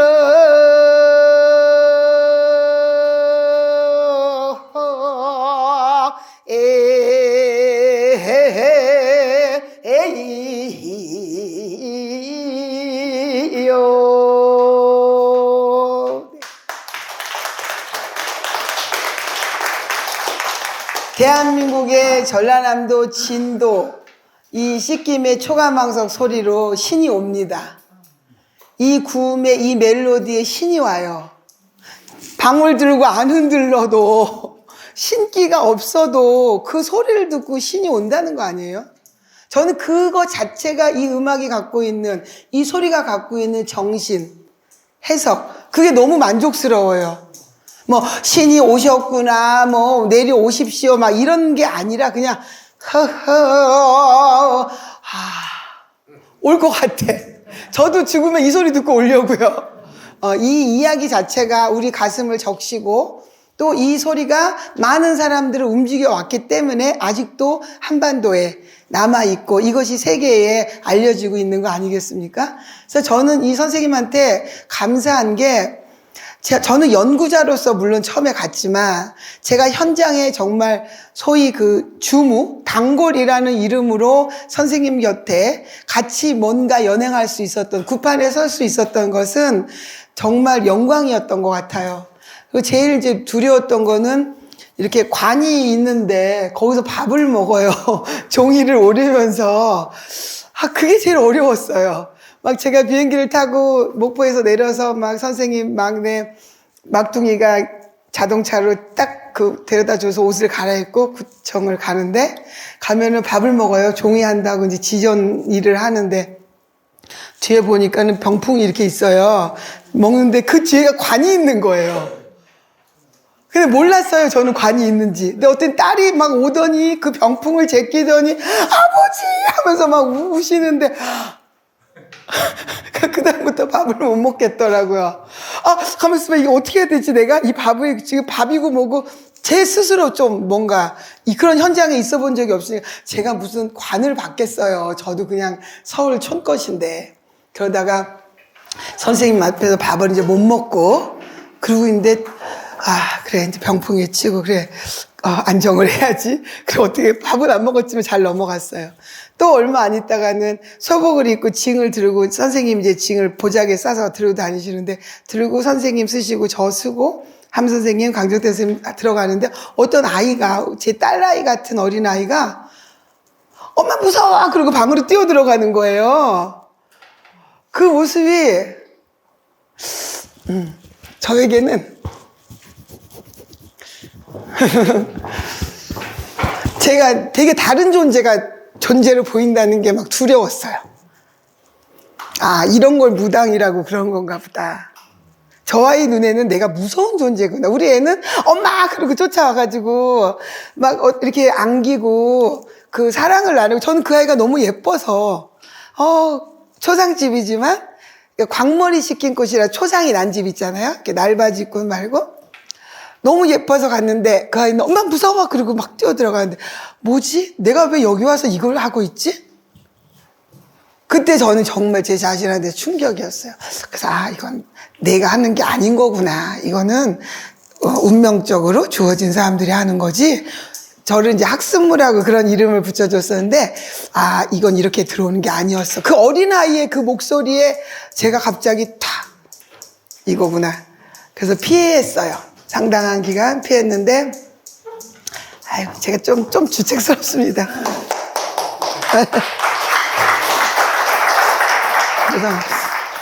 그래서 다행히 그게 그래도 참 고마운 게 굿을 하면서 풀렸어요. 구슬하는 동안에 사람들이 같이 이제 어른들이 웃고 울고 그렇게 하는 그 현장에서 내가 최수정이가 갖고 있는 오만함, 그러니까 부채 들고 예쁜 한복 입고 박사고 석사고 강사니까 교수고 이런 이름을 듣던 최수정이의 그런 모습에만 익숙했던 거예요. 그리고 저는 그게 제 자신이라고 생각했고, 이 시킨굿은 공부의 대상이고 연구의 대상인 것이지 내 삶과 직접적인 연관이 있다고 인정하지 않고 있었다라는 반성이 들었어요. 그래서 굿을 하는데 우리 선생님이 저를 이뻐하셨잖아요. 아이고, 춤태가 이뻐. 제가 무슨 얼마나 이뻤겠어요. 춤태가 이뻐. 아저씨들이 또 좋아서 이렇게 좀 이렇게 하려고 그러면 그냥 지전으로 치면서 막 자리 가라 그러고 막 그러셨어요. 그러니까 정말 선생님이 그렇게 저를 이렇게 보호해 주시면서 굿을 하는데 막 춤추고 막 길닦음을 나무아미탑을 첫승길도 80리 나무아미탑을 하는데 막 사람들이 춤을 추고 막 같이 좋아하고 막 돈을 놓고 이러면서 그 흥겨워하는 모습을 보고 그래, 이게 아니지. 이 굿은 그런 두려움이 아니라 우리의 마음을 풀어주는, 산 사람과 죽은 사람 또 여기 현장에 있는 모든 사람들이 하나가 된 힘이 있지. 그거를 왜 자꾸 내가 잊는 거지? 판소리 판에서 사람들이 같이 즐기는 거는 인정이 되는 거예요. 제가 지금 혹시 드리고자 하는 말을 잘 하고 있는지 좀 모르겠는데 잘 되고 있죠? 네, 감사합니다. 사실 좀 안 꺼냈던 얘기예요. 이런 얘기는 진도니까 나오네요. 네, 그렇습니다. 그래서 그 굿판을 따라다니면서 초상집에서 굿을 했던 것이 저에게는 이렇게 또 사진과 영상으로 남아서 예쁘지 않아요? 고가에도 우리 선생님이, 하민천 선생님이 다 이렇게 만들어주시고, 선생님 마지막에 딱 씌워주는 거는 저한테 최정대 선생님이 씌워주셨습니다. 그리고 영돈말이 하는 거, 여기는 이제 재석 앞에 하고 있는 건데, 저렇게 붙어서 하면서 참 행복했어요. 이거는 이제 홍건지기 굿인데, 어딘지는 모르겠어요. 이경엽 선생님이 책에다가 이 사진을 넣었는데, 제가 여기 서 있고, 저기 앉아 있는데, 이때 이제 이렇게 아시다시피, 홍건지기는 물에 빠진 영혼의 넋을 올려서 이제 집에 모시고 가서 굿을 하잖아요. 신대 잡는 거, 이렇게 하면서, 정말 이제 저는 그 현장에서 다양한 굿을 공부할 수 있었고, 근데 진짜 재밌는 거 한 가지는요. 오늘날 선생님이 이 댁에서 초상이 났어요. 그래서 갔는데 저를 살짝 부르더니, 야, 가자. 그러세요. 아니, 굿을 해야 되는데 가자고 그러시니까 어딜 가야 돼? 따라오란 말이다. 따라갔는데 아랫집 저기로 가시는 거예요. 이 할아버지가 2집 살림을 하셨어요. 그래갖고 굿은 본댁에서 하고, 돌아가신 거는 두째님 댁에서 돌아가신 거예요. 그래갖고 그것도 객사가 돼가지고 여기서 바로 굿을 안 하시고 야 와라. 그 선생님하고 나하고 둘이 몰래 신칼 들고 지전 들고 가갖고 거기서 혼금 불러가지고 모시고 와서 이 댁에서 굿을 했어요. 그래서 남자분들 조심하셔야 돼요. 이게 또 그게 원칙이 그렇답니다. 그냥 여기서 본댁이 여기라고 해서 그냥 되는 게 아니라 혼을 모시러 가기 때문에 어디론가 찾아가야 된단 말이에요. 아시겠죠? 네, 남자분들이 저하고 눈을 안 마주치시네요. 네. 그런 현장도 있었습니다. 그리고 딸을 시집 보내기 전에 새벽 3시에 그 댁에 가서 엄마가 음식을 쫙 차려놓고 비손해서 보내는데 선생님이 그 딸이 이제 지금 서울로 시집을 가는데 관광버스가 4시 반에 출발하니 3시에 우리 가서 한다. 그랬더니 세상에 그 마당에 상이 쫙 차려져 있어요. 아니, 방 안에. 정말 그 날바짓구도 하는 것만큼 딸을 시집 보내기 위한 엄마의 지극한 마음이 그 상에 놓여 있었던 거죠. 그래서 제가 그런저런 굿판을 보니까 한 14년 동안에 한 60군데 정도 따라다닌 것 같아요. 그래서 노트에 그냥 금갑, 만길, 70만원, 할아버지 돌아가신, 이런 거 메모를 그냥 해놨더라고요. 130만원이 제일 많이 받으셨던데요. 70만원, 60만원, 네, 그렇습니다. 이건 우리 선생님께서 성주굿을 안 하셨다 그러면서 저를 주무로 세워주신 거예요. 그러니까 선생님 댁의 굿을 저한테 하라고 그래서 이제 우리 선생님은 안 하시고 저를 앞세워 주셨는데 한번 영상 있는데 잠깐 보실까요? 네. 선생님 댁의 상차림을 보여드리려고요. 이게 날바지 굿이잖아요. 성주 굿이. 그러니까는 이 조상님들을 다 불러 모았는데 세상에 여태까지 차린 상 중에 그렇게 많이 차려진 상을 본 적이 없습니다. 정말. 그래서 영상을 이렇게 고르다가 와, 우리 선생님이 당신 댁에 굿을 할 때는 어떻게 상을 차리시는지 한번 보세요.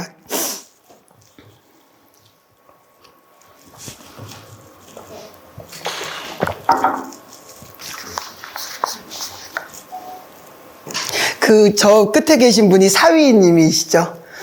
큰 사위님.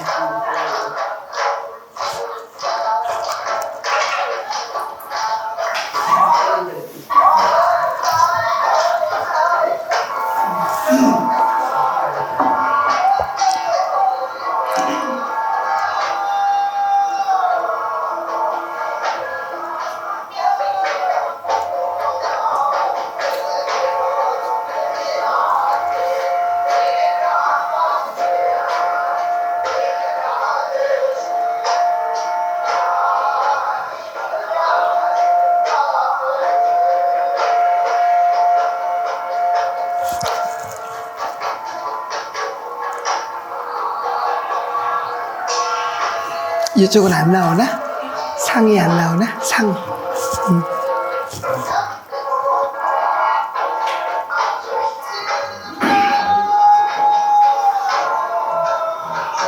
보세요. 이쪽에 더 있어요. 온 조상님들을 다 불러 모으셔가지고.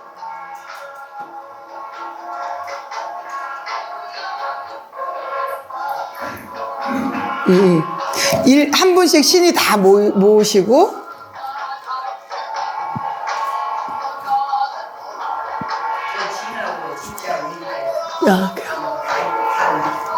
저 징은 우리 이모님 댁에 있답니다. 징. 맞아요.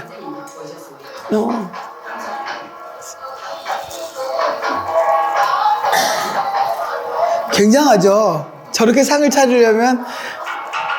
네. 네, 그만하겠습니다.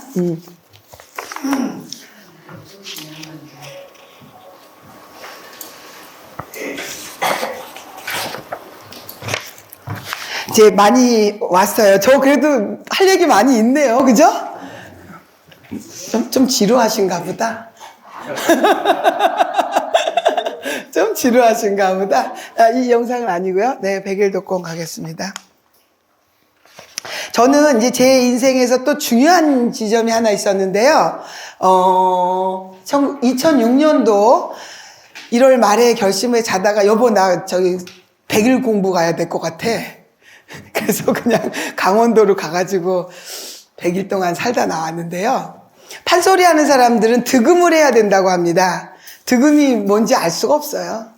근데 득음을 해야 해요. 판소리의 미학 가치는 성음 노름이고, 성음이라는 건 우주의 표현을 희로애락 삼라만상 이런 거를 다 뭔가 판소리 가사에 남아있는 담겨져 있는 걸 표현을 해야 되니까 뭐 고저 높은 음 낮은 음 길고 짧고 다 얘기하잖아요. 근데 성음 목소리를 어떻게 표현하냐인데, 제가 이제 이걸 하기 전에 음반을 하나 내려고 녹음을 했는데 녹음을 하고 딱 들어보니까 너무 못하는 거예요, 소리를.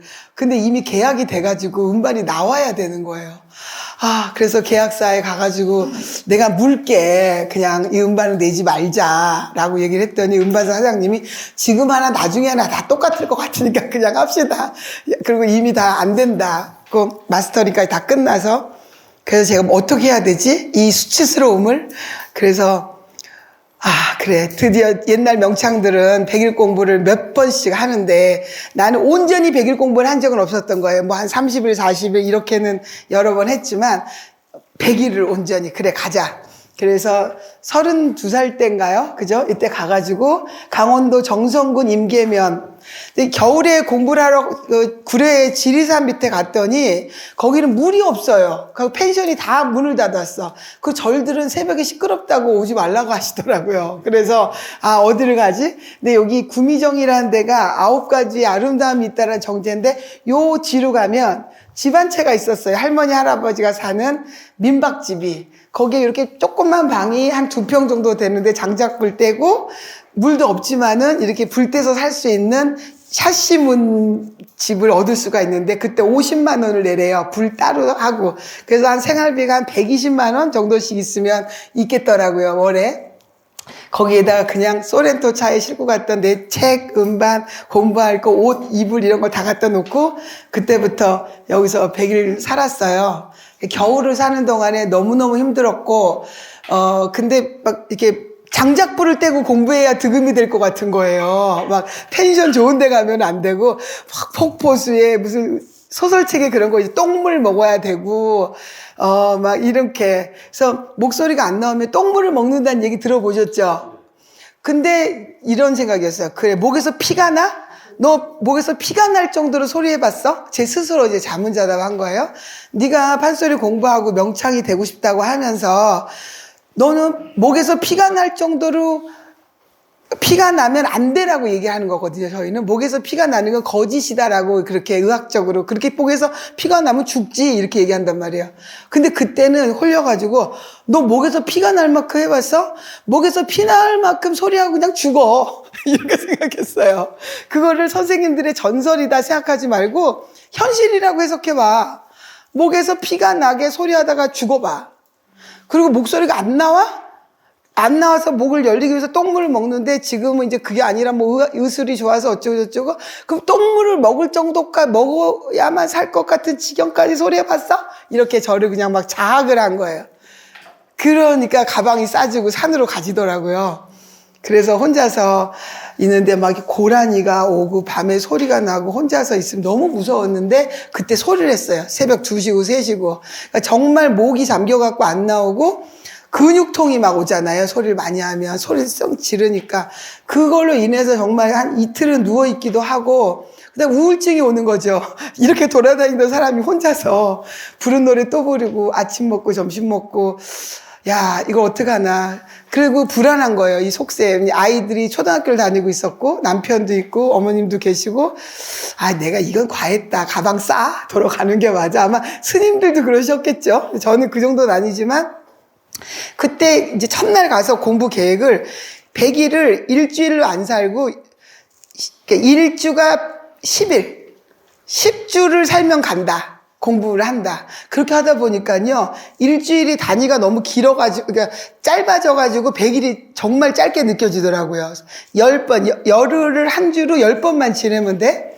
그래서 여기서 공부를 하면서 흥보와 적벽과 공부하고 이때 나와서 국립국악원에서 완창 발표를 했어요. 그때 나름 조금 그래도 마음이 편하고 저는 이제 산에 가서 이렇게 소나무가 굉장히 많았거든요. 이렇게 절을 하면서 관객 여러분 안녕하세요. 정신병자죠. 소나무가 쫙 있는데 관객 여러분 안녕하세요. 오늘도 감사합니다. 네, 이렇게 절하고 지금 오늘 단가는 이제 이런 공연하는 것처럼 단가는 강상풍월로 목을 풀겠습니다. 잘 들어주세요. 그 고수 북친다고 혼자 그러니까 정신병자죠. 그냥 혼자서 관객이 쫙 소나무가 아름드리 소나무가 강원도에는 대단하거든요. 거기 앉아서 쫙 하면은 막 박수도 쳐주고 그래요. 나무들이 바람이 불면 막 때로 박수가 나오고 그렇게 하는데 완창을 하는데요. 그 나무들이 관객으로 보이더라고요. 관객이 나무로 싹 보이면서 든든하더라고요.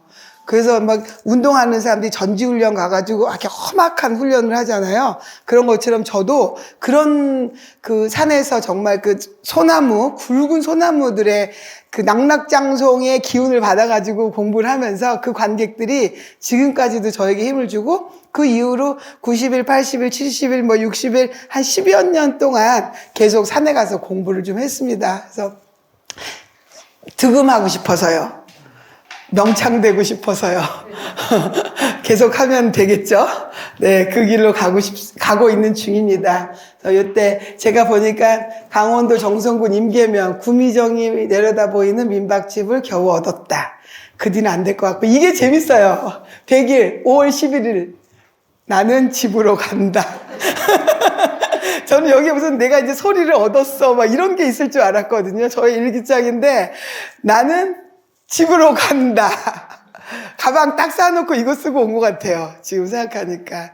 그래도 또 재밌는 제 삶에 이때가 판소리 명창으로서 어떤 꿈을 16살에 가졌던 거를 실현하기 위해서 한 걸음 나아갔던 시점이고, 이것이 저를 좀 이렇게 버텨주는, 최수정이가 흔들릴 때 버텨주는 버팀목이 되고 뒷배가 되어주고, 또 제자들을 가르칠 때 해봐.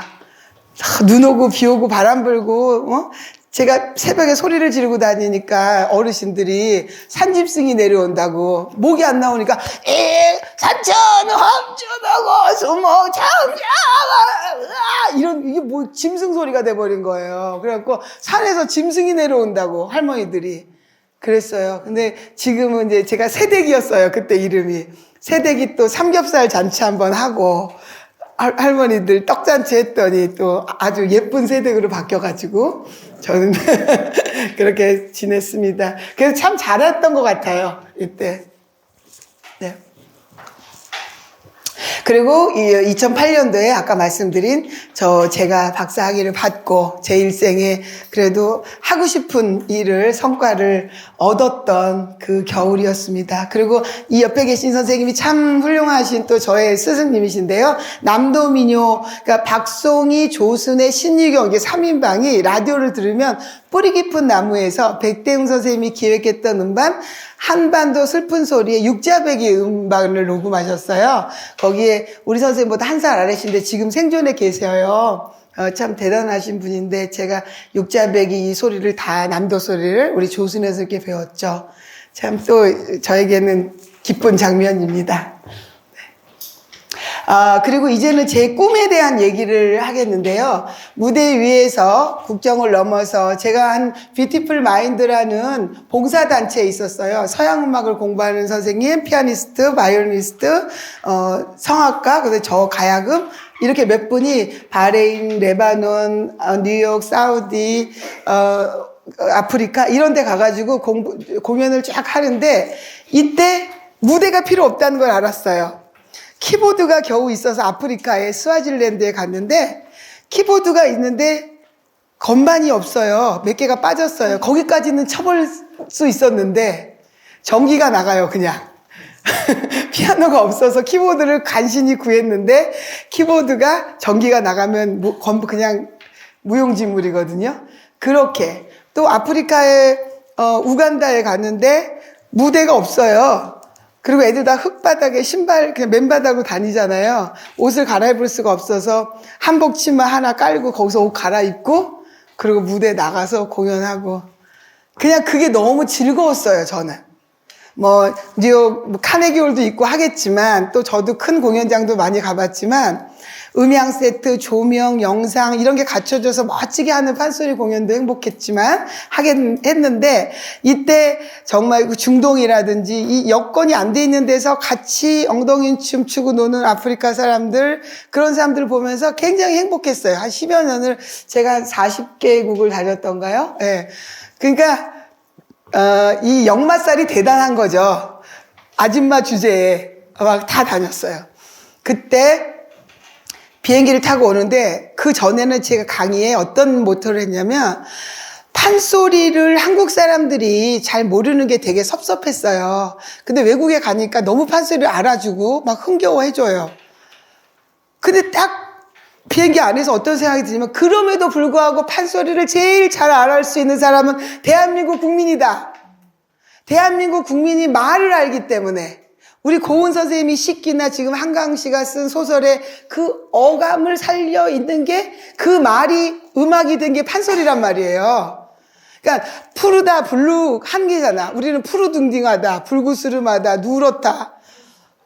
그렇게 돼 있잖아요. 이 언어의 맛깔스러움을 살려서 만든 게 음악이야. 그래서 그랬는디, 전라도 말로 해야지, 그랬는데, 그런 판소리가 재미가 없단 말이에요. 아이고, 네. 이해가 지금 떠오르지 않지만, 그렇게 다시 마음을 먹었어요. 판소리의 종주국은 대한민국이다. 흥행은 외국에서 시키되 판소리의 아주 숭고한 가치는 판소리를 들을 수 있는 대한민국 국민들을 많이 만들어야 된다. 그래서 제가 또 다시 그래 교육 현장으로 들어가자. 그래서 많이 교육을 하고 다녔죠. 그래서 지금은 그 판소리 교재를 만들기 시작했어요. 일반인들이 배울 수 있는. 제가 제 당대에 이런 것들이 다 이루어져서 못할 수 있지만 뭔가 기초 작업을 해놓으면 우리 제자들이 쌓아가면 되잖아요. 근데 제가 아무것도 안 해놓으면 뭘 디딤돌로 공부를 해 나갈 수 있겠어요? 그래서 저 밖에 제가 여태까지 해왔던 책을 전시를 했잖아요. 잘난 척 하려고 가져오는 건 정말 아닙니다. 그런 거죠, 뭐. 아니에요. 이걸 보시고 주변에 이런 책이 있더라. 이거 갖고 공부해보자. 이렇게 저변이 확대될 수 있는, 대한민국 국민이 제일 잘할 수 있는, 유네스코가 지정한 세계의 무형유산인 판소리는 세계인의 것이긴 하되 가장 맛을 제일 잘할 수 있는 사람은 대한민국 국민이니, 대한민국 국민이 아는 그날까지 우리는 최선을 다해야 된다가 저의 지금 삶의 또 하나의 모토입니다. 맞나요?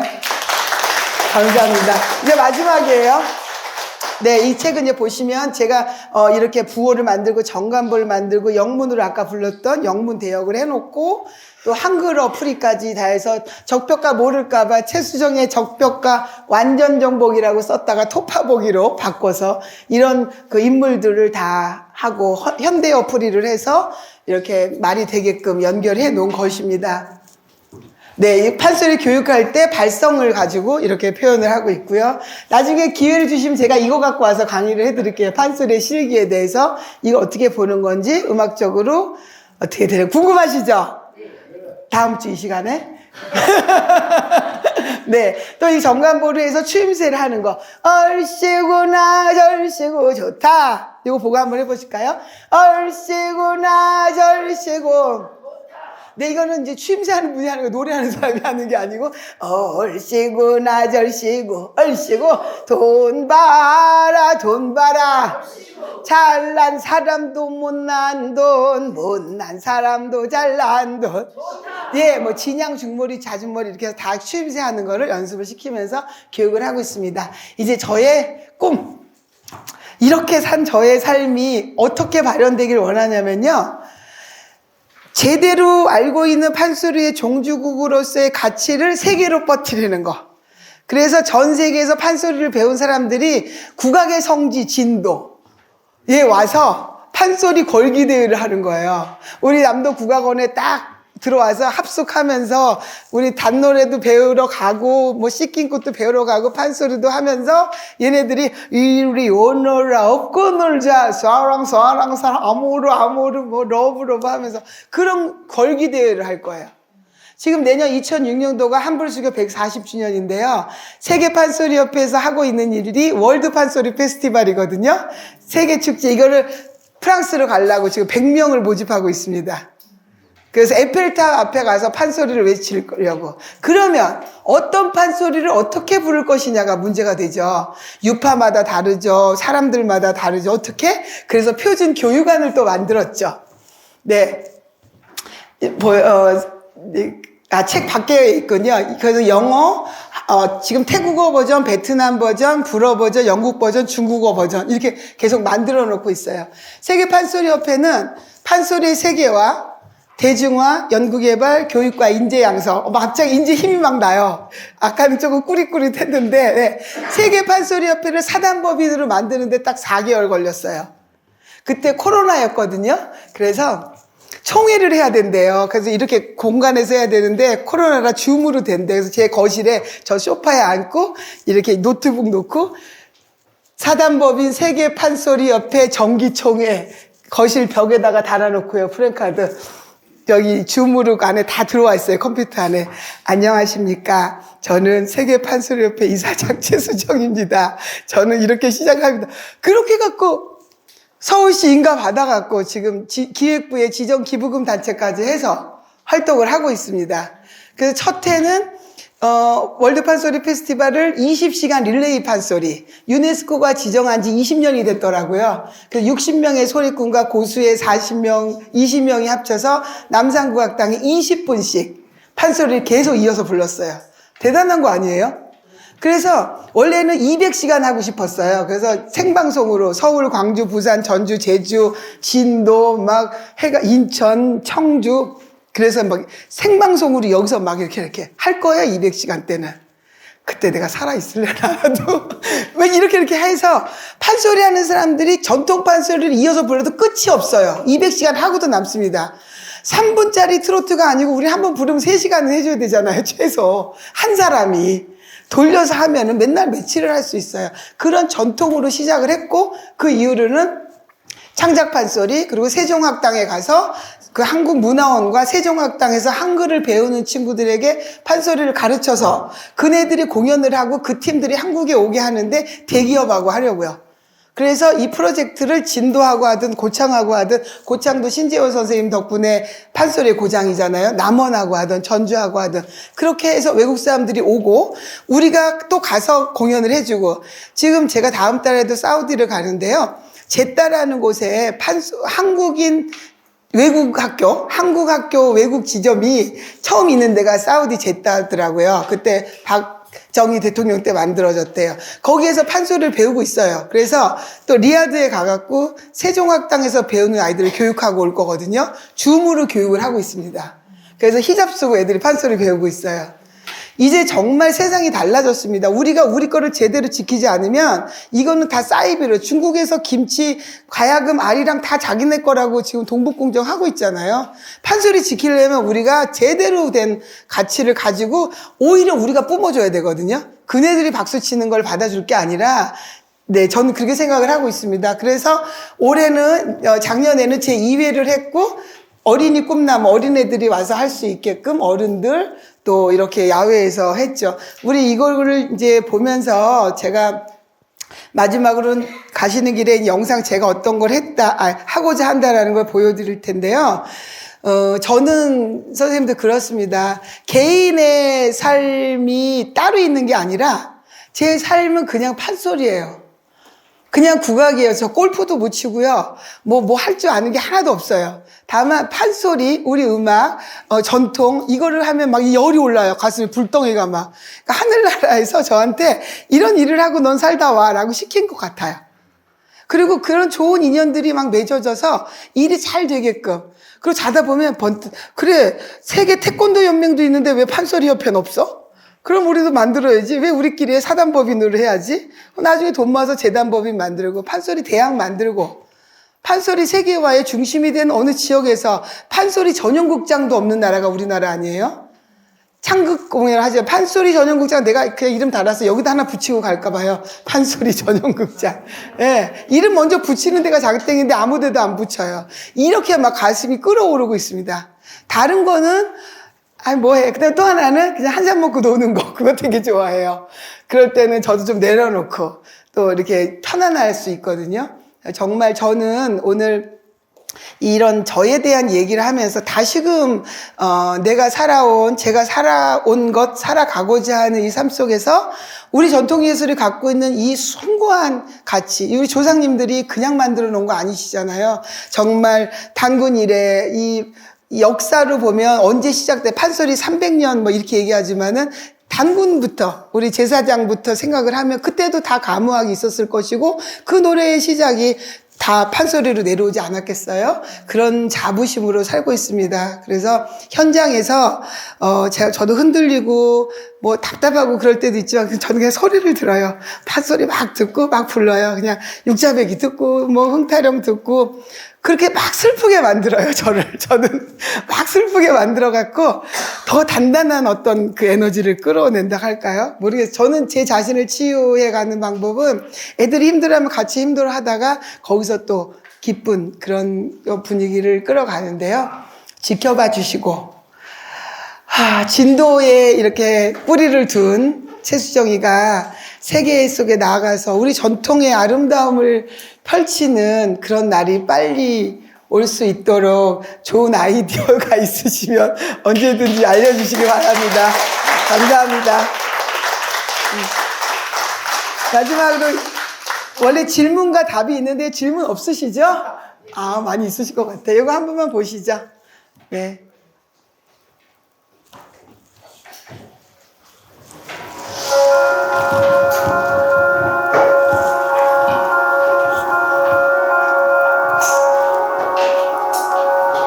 외국 사람들이 판소리 잘해요, 이제.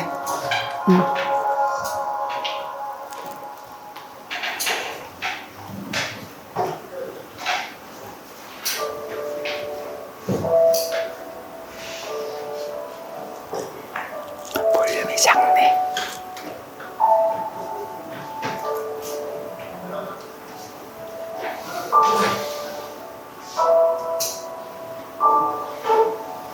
저희들이 다 준비한 프로그램입니다. 이거 부채 만들고